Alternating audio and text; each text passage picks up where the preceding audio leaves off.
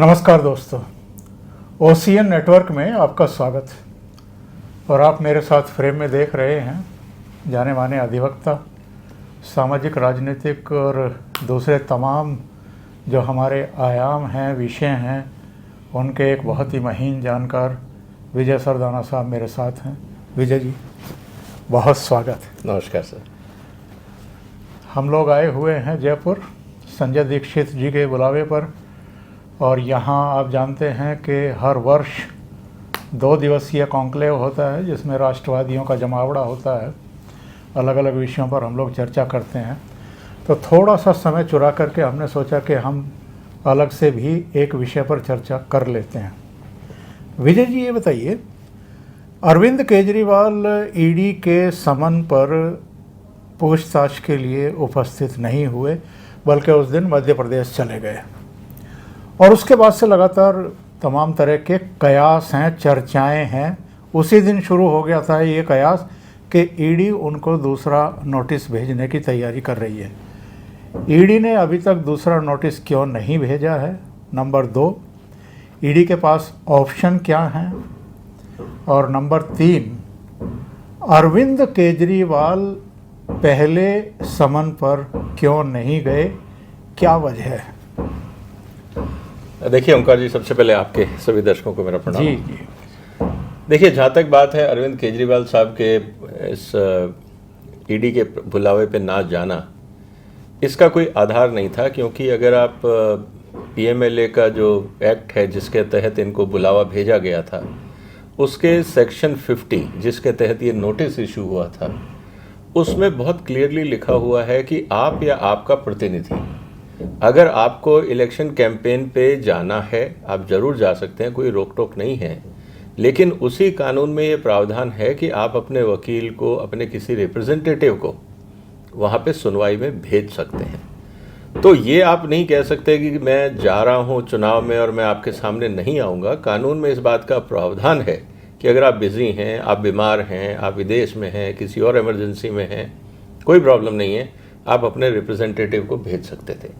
तो एक तो यहाँ पे जिन्होंने भी केजरीवाल साहब को एडवाइस किया तो इन्होंने माना नहीं, ये एक निश्चित रूप से जिसको हम ये बोल सकते हैं कि गैरकानूनी कदम हो गया है केजरीवाल साहब से।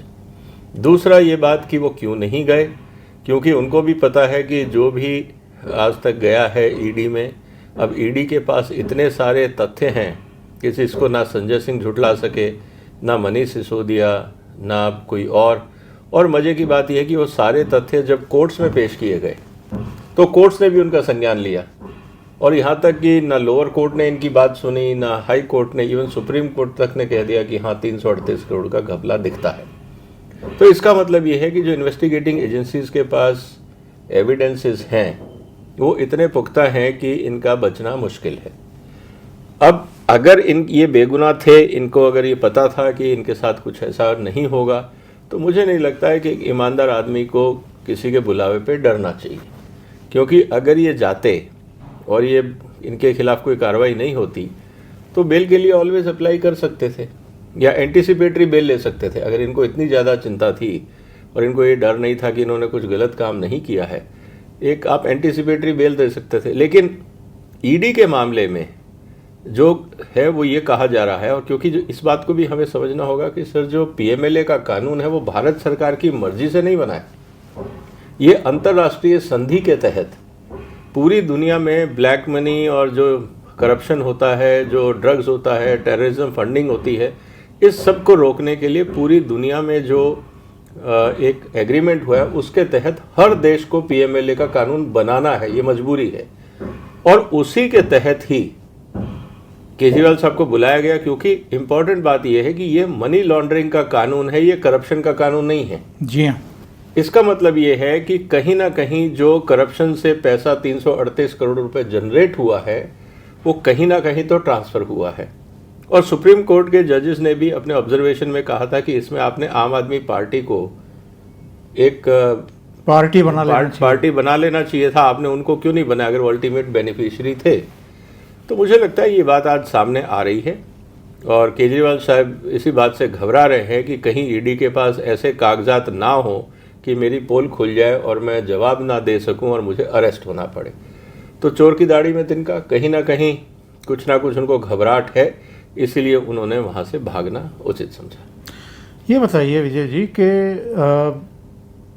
ये कहा जा रहा है कि अगर ईडी इनको नोटिस नहीं भेज रही है, समन दूसरा नहीं भेज रही है, तो कहीं ऐसा तो नहीं है कि ईडी सीधे शीश महल जाने की तैयारी कर रही है और वहाँ इनसे बाकायदा पूछताछ होगी और उसके बाद फिर वही हो सकता है जो आम तौर पर एक समन अगर किसी की कान पर जूं नहीं रेंग रहा है तो दूसरी बार अक्सर ईडी के अफसर जो हैं वो उसके रेजिडेंस पर या उसके संस्थान पर पहुंचते हैं, पूछताछ करते हैं और उसके बाद जो हमने अभी तक देखा है महाराष्ट्र में भी और दूसरी जगहों पर भी कि ये सहयोग नहीं कर रहे हैं और गिरफ्तार कर लेती है। क्या ईडी ऐसा कर सकती है? नंबर 2, केजरीवाल के पास अब कौन से ऑप्शन हैं या नहीं हैं? देखिए, कानून बहुत क्लियर है। केजरीवाल साहब ने जो नहीं जाने के बहाने बनाए थे वो कानूनी रूप से कहीं पे भी लॉजिकल नहीं है। उदाहरण के लिए उन्होंने कहा था कि आपने नहीं बताया कि मुझे आप क्यों बुला रहे हैं। ये बताना कोई ज़रूरी नहीं है। अगर मान लीजिए कहीं पे किसी ने भी, कल को मान लीजिए ईडी के पास कोई इन्वेस्टिगेशन खालिस्तानी आंदोलनकारियों का या खालिस्तानी टेररिस्ट का कोई एंगल चल रहा हो और वहाँ पे किसी खालिस्तानी ने बोल दिया मुझे XYZ ने कहा था या पैसे दिए थे, अब आप उसको क्रॉस वेरीफाई तो करोगे, उस व्यक्ति को बुलाओगे। अब आप उसको ये थोड़ी बुलाओगे कि हम आपको क्यों बुलाए जा रहे हैं, किस लिए बुलाए जा रहे हैं, वो तो पहले ही फरार हो जाएगा, पहली बात। दूसरा, या वो सबूतों को तोड़फोड़ करने की कोशिश करेगा। हो सकता है एक्सट्रीम सिचुएशन में अगला बेइज्जती से बचने के लिए सुसाइड कर ले कि भाई मैं जिंदा ही नहीं बचा तो अब मेरे लिए क्या कर लोगे। उधर से वो पूरा राष्ट्रद्रोह के खिलाफ जो केस था उसमें डिसरप्शन आया और आपने अपनी इज्जत बचाने के लिए सुसाइड भी कर लिया। ऐसी स्थिति भी हो सकती है। तो कहने का मतलब यह है कि वहां पहली बात तो बताना कोई जरूरी नहीं। दूसरा, इन्होंने कहा कि मैं दिल्ली का सीएम हूं, उस हैसियत से बुला रहे हो या मेरे को आम आदमी पार्टी के कन्वीनर से बुला रहे हो। कानून में लिखा हुआ है any person who is called for inquiry. अब पर्सन इंपॉर्टेंट है, वहां एक्सेप्शन नहीं दिया है कि आप सीएम को नहीं बुला सकते, पीएम को नहीं बुला सकते, मंत्री को नहीं बुला सकते या XYZ को नहीं बुला सकते। केजरीवाल साहब अगर भारत के नागरिक हैं जिनके ऊपर ये कानून लागू है, जिसको भी ये सम्मन गया है, उनको पेशी देनी जरूरी है। अगर आप खुद नहीं जा पा रहे हैं तो आप अपना रिप्रेजेंटेटिव भेज सकते हैं। अगर आपको लगता है कि आप ढंग से बात नहीं कर पाएंगे, अंग्रेजी आपको नहीं आती है, कोई बात नहीं, अपना वकील भेज दीजिए, भाई को भेज दीजिए, बीवी को भेज दीजिए, दोस्त को भेज दीजिए, कोई तो रिप्रेजेंटेटिव भेजिएगा आप जो आपकी बात रख सके। अगर उसके पास सवालों के जवाब नहीं होंगे तो वो वापस आके कह सकता है कि सर मेरे से आपने 4 सवाल पूछे, मेरे पास है नहीं, मैं पूछ के बता दूंगा। ये ऑप्शन ऑलवेज, क्योंकि नेचुरल जस्टिस का प्रोसेस तो हमेशा रहता है हर कानून में। तो ये बात हमें समझनी होगी। अब रही बात कि दोबारा ईडी कब सम्मन भेजेगी, देखिए थोड़ा सा उन्होंने जो बहानेबाजी करी है, हो सकता है कि एज ए कंसिडरेशन ईडी गए ठीक है हम आपको एक दूसरा सम्मन भेज रहे हैं, अब आप 10 तारीख को आ जाइए, या ईडी कहेगी ठीक है आप इस तारीख को आ जाइए। फिर ये क्या करेंगे, फिर बहानेबाजी बजाय मेरी तो उस तारीख को इलेक्शन रैली थी।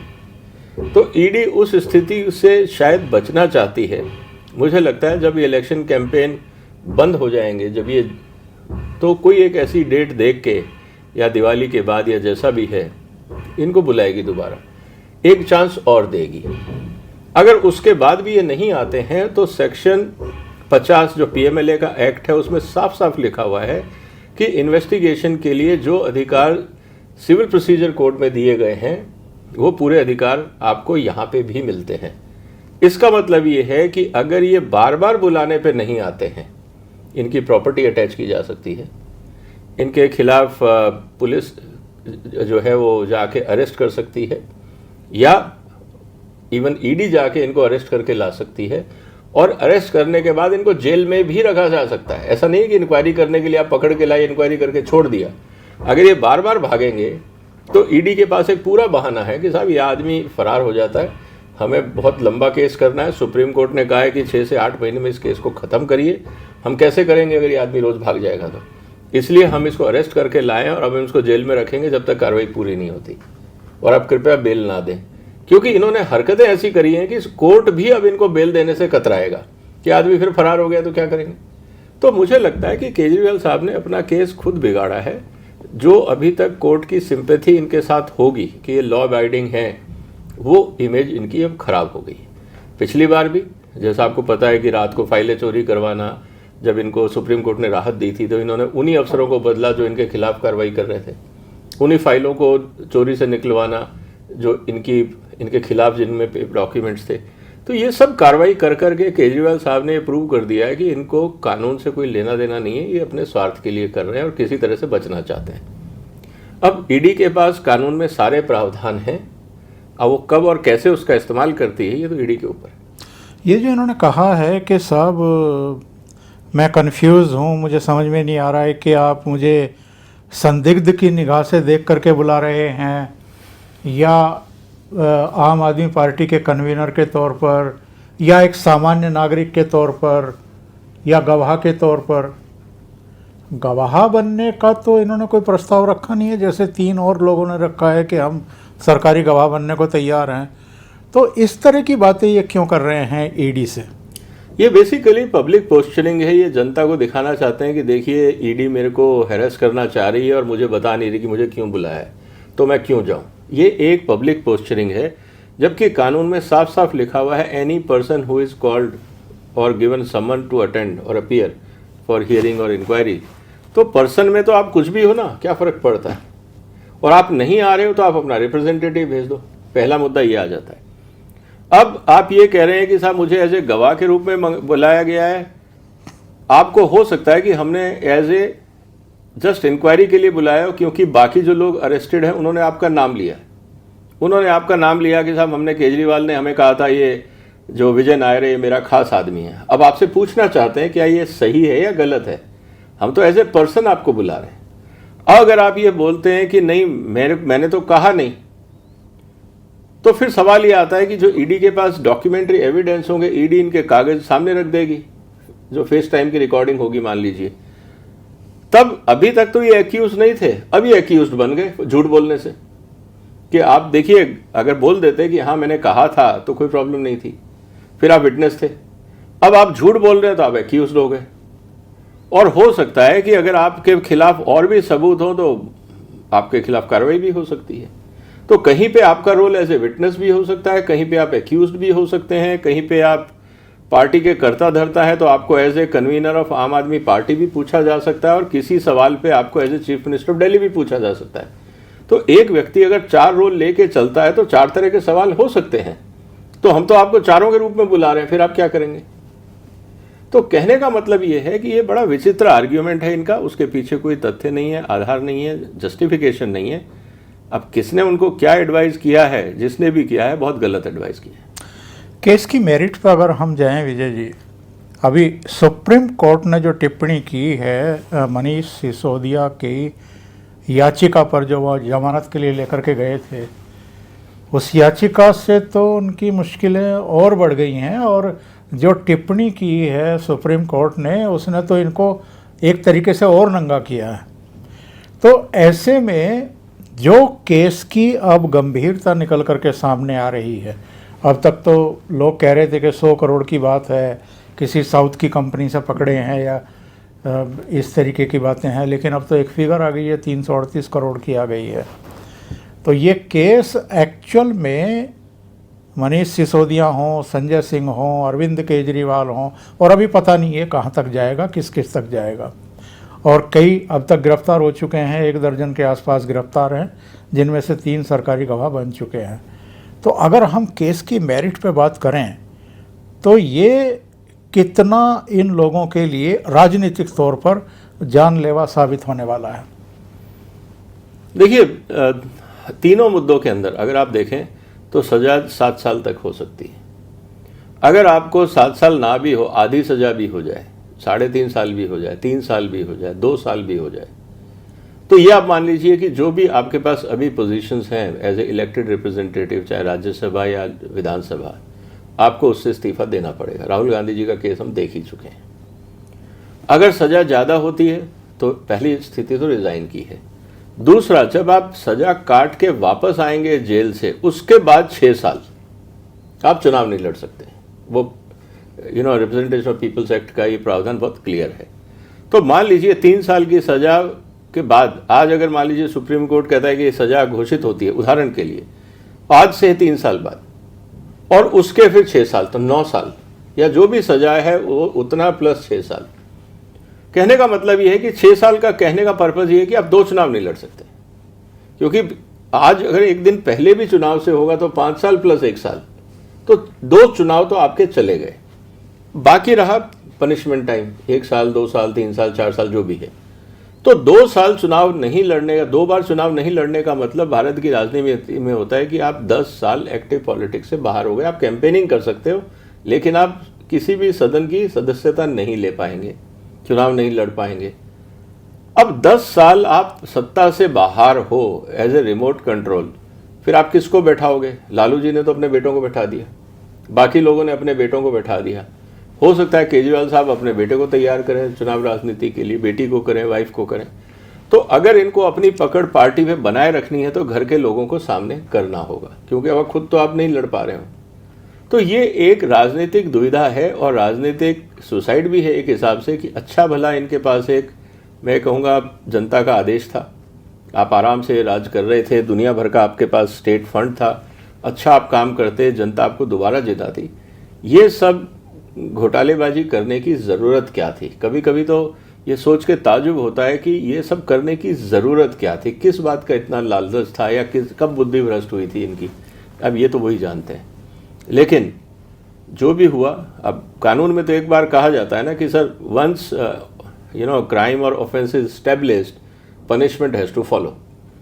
ये नहीं हो सकता कि अगर आपका पनिशमेंट मिल गया या अगर आपने कोई क्राइम किया वो पकड़ा गया, आपको पनिशमेंट ना मिले। ये कानून व्यवस्था में नहीं होता है। तो जो भी आपने गलतियां करी होंगी उस हिसाब से प्रोपोर्शनेटली जो भी फाइन बनता है या पनिशमेंट मिलता है वो आपको निभाना पड़ेगा, क्योंकि कानून की प्रक्रिया या दंड नीति तो यही कहती है। एक और घटना हुई है विजय जी, राघव चड्ढा से सुप्रीम कोर्ट ने कहा कि साहब जो इनका निलंबन हुआ है राज्यसभा से, फर्जी तरीके से 5 सांसदों के सिग्नेचर करने के मामले को लेकर के, और जिस पर गृह मंत्री अमित शाह ने बहुत तीखा रिएक्शन उसी समय दे दिया था पार्लियामेंट में खड़े होकर के, जो देर रात तक वोटिंग और चर्चा चल रही थी। उस पर सुप्रीम कोर्ट ने इनसे कहा है, राघव चड्ढा से, कि आप जाकर के सभापति जगदीप धनखड़ से बिना शर्त माफ़ी मांगिए, और उसके बाद वो संवेदनशीलता के साथ आपके केस पर, यानी आपके निलंबन को वापस लेने पर चर्चा करेंगे या उस पर विचार करेंगे।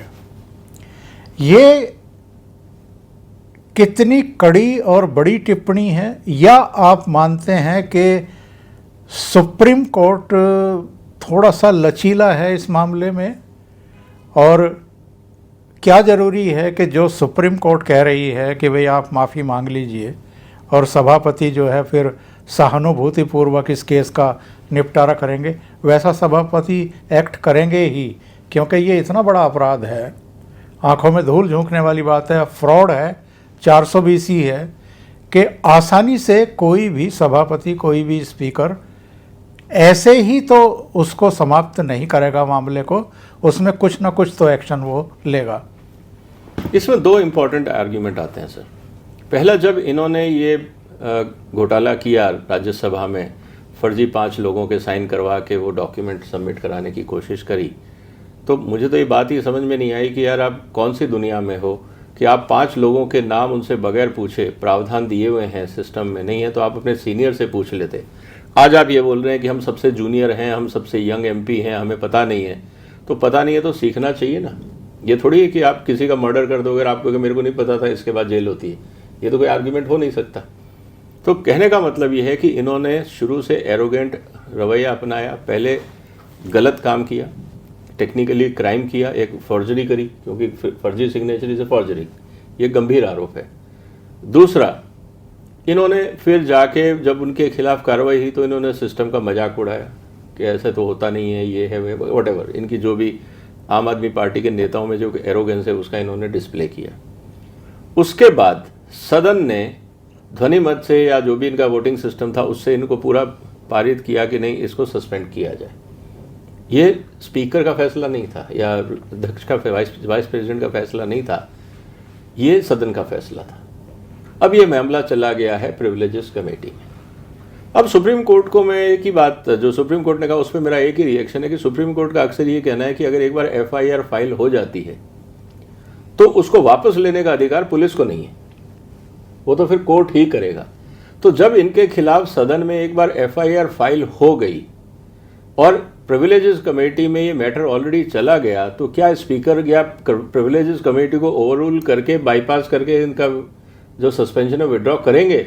मुझे नहीं लगता वो लॉजिकल है, वो गलत तरीका होगा, क्योंकि उससे आप पूरी संसदीय व्यवस्था को अंडरमाइन कर रहे हैं। प्रिविलेजेस कमेटी में क्योंकि अब इंक्वायरी शुरू हो गई है तो उस इंक्वायरी को कंप्लीट होने देना चाहिए, और जब इंक्वायरी कंप्लीट हो जाए और उसमें ये जाके इंक्वायरी कमेटी के आगे माफ़ी मांगे, और इंक्वायरी कमेटी अगर ये उनको रिकमेंड करती है अपने राज्यसभा के अध्यक्ष को कि सर ये क्राइम तो साबित हो गया, जो भी उनके फाइंडिंग्स थे ये तो हो गया, साथ ही साथ इन्होंने गलती मान ली है और अपनी माफ़ीनामा भी हमें दे दिया है, तो ये हमारे रिकमेंडेशंस हैं कि इनका ऑलरेडी सस्पेंशन XYZ हो गया है, या 2 दिन और या 5 दिन और जो भी करना, टोकन करके आप इनका विड्रॉ कर लीजिए, या जो सस्पेंशन फॉर एवर था उसको घटा के आप कुछ और लिमिट कर लीजिए। ये रिकमेंडेशंस कमेटी की तरफ से आ सकता है।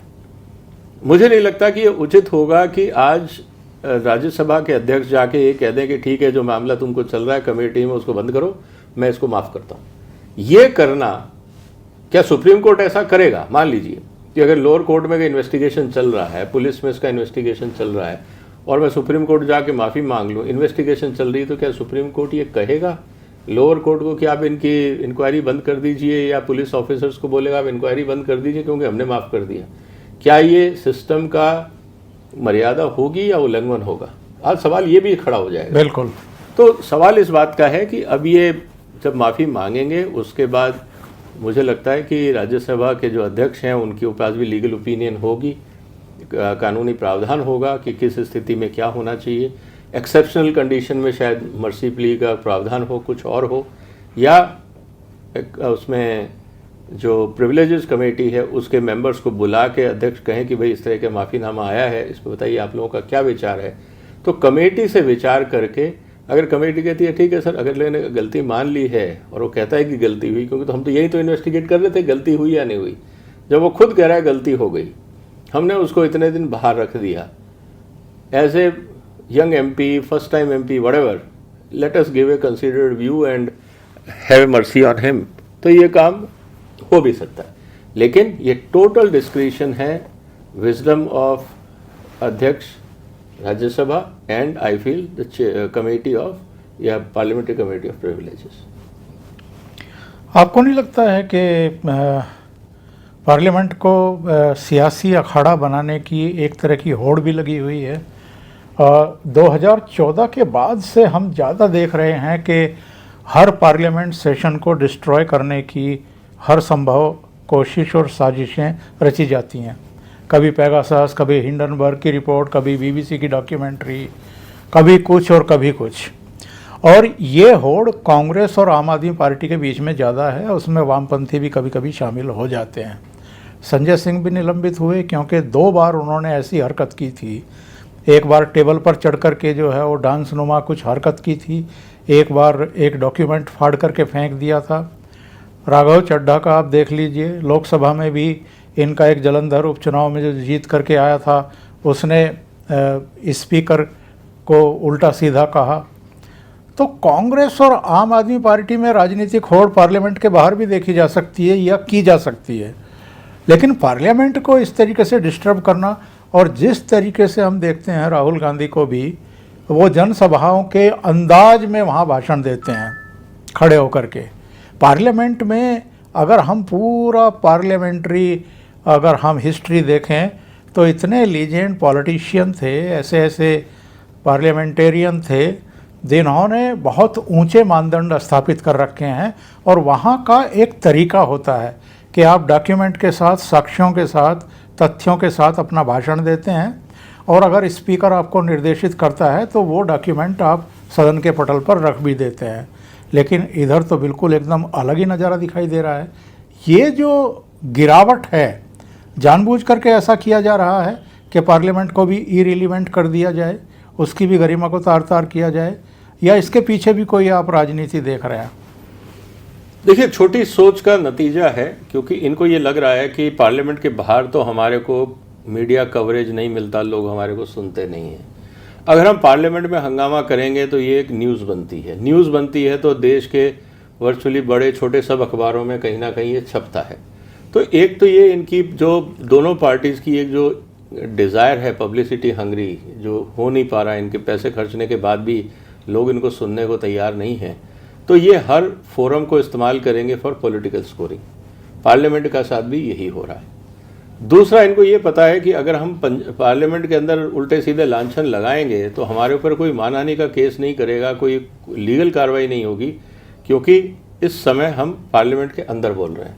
तो आप चाहे चौथे पास राजा की कहानी सुनाओ, चाहे आप अडानी के साथ ये चोर है, ये है, वो है, ये कुछ भी आप अंदर बोल सकते हो। ये स्टेटमेंट जो ये लोग अंदर बोलते हैं, ये बाहर जिस दिन बोलेंगे उस दिन मान लीजिए बीजेपी के 10 कार्यकर्ताओं ने केस कर दिया तो कहाँ कहाँ दौड़ेंगे। और एक एग्जाम्पल हमने राहुल गांधी का देख लिया कि उन्होंने जब मोदी कम्युनिटी के बारे में उल्टा सीधा कहा तो आज तक उनके गले में वो फंसा हुआ है मामला। केजरीवाल ने भी जब उल्टा सीधा गुजरात यूनिवर्सिटी के बारे में बोला तो वो भी फंसे हुए हैं। तो इनको बात समझ में आ गई कि अगर इनको जो भी हंगामा, तमाशा, नाटकबाजी करनी है, ये सदन के मंच पे करो, बाहर तो कर नहीं पाओगे, नहीं तो अब सिचुएशन बहुत डिफिकल्ट हो गई है। तो ये हर मौका जो संसद में जहाँ पे भी इनको प्रिविलेजेस मिले हुए हैं, जहाँ पे भी इनके पास इम्यूनिटी है कोर्ट प्रोसीडिंग्स के लिए, ये उस पूरे फोरम का मिसयूज़ करने के लिए हमेशा तैयार है, चाहे वो विधानसभा हो चाहे ये संसद हो। तो ये स्थिति है सर। और बाकी सोशल मीडिया का ज़माना है, लाइव टेलीकास्टिंग होती है, तो ये जनता की नज़रों में और ख़ासकर इनके जो अपने सपोर्टर हैं उनकी नज़रों में ये बनना चाहते हैं कि देखिए हमने कितने ज़ोर से लड़ाई लड़ी। तो इनकी ये लड़ाई वही है, गाली गलौज करो, हंगामा करो, तमाशा करो, डेमोक्रेसी की जो सिचुएशन है उसको या जो पार्लियामेंट्री प्रोसीजर्स है उसको डिसरप्ट करो। इनका विरोध वहीं पे ही रह गया है, क्योंकि कंस्ट्रक्टिव कुछ है नहीं। जो नए कानून आ रहे हैं उनमें इनका कोई योगदान नहीं है, कोई डिस्कशंस नहीं है, कोई डिबेट नहीं है। प्लस इनको ये भी पता है कि अगर संसद चली और मोदी ने अगर 50 कानून और पास कर दिए तो उन 50 का क्रेडिट भी मोदी ले जाएगा।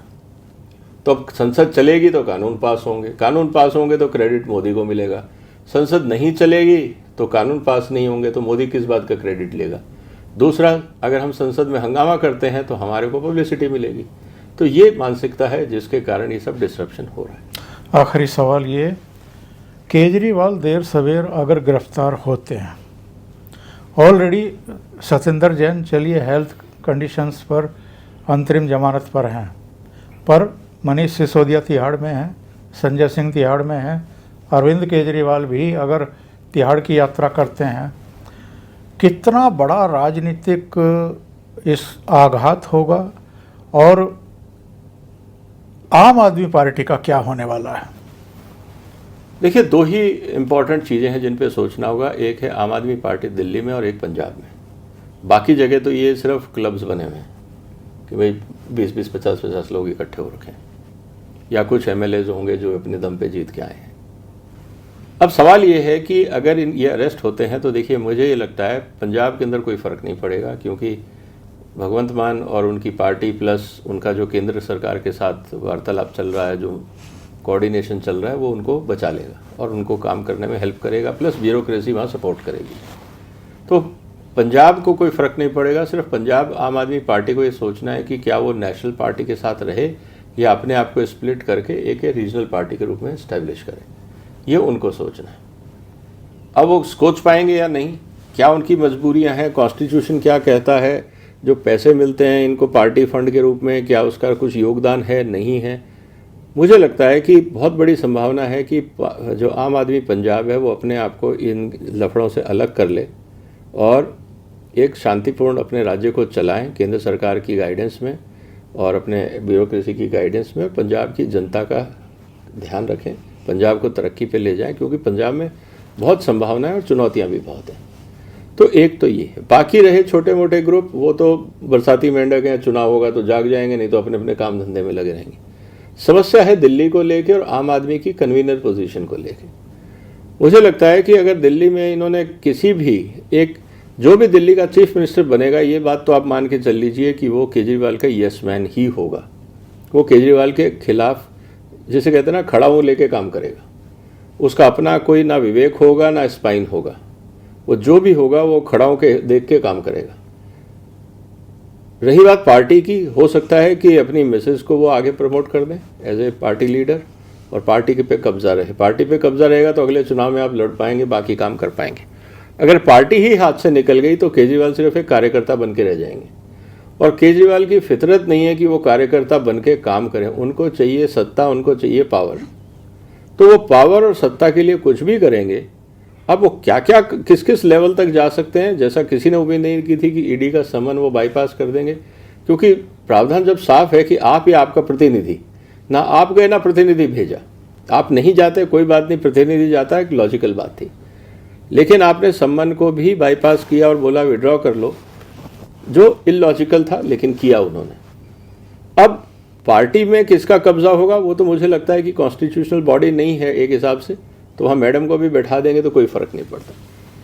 रही बात सत्ता की, मुझे लगता है कि या तो वो किसी ऐसे आदमी को बैठाएंगे जो उनका एकदम पपेट हो।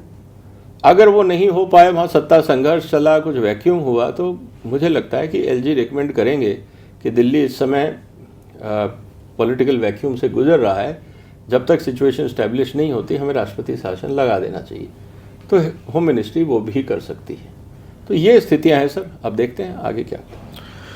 विजय जी बहुत बहुत धन्यवाद, आप जुड़े और बहुत ही महत्वपूर्ण मुद्दे पर आपने चर्चा की। Thank you so much. धन्यवाद, नमस्कार सर, वंदे मातरम।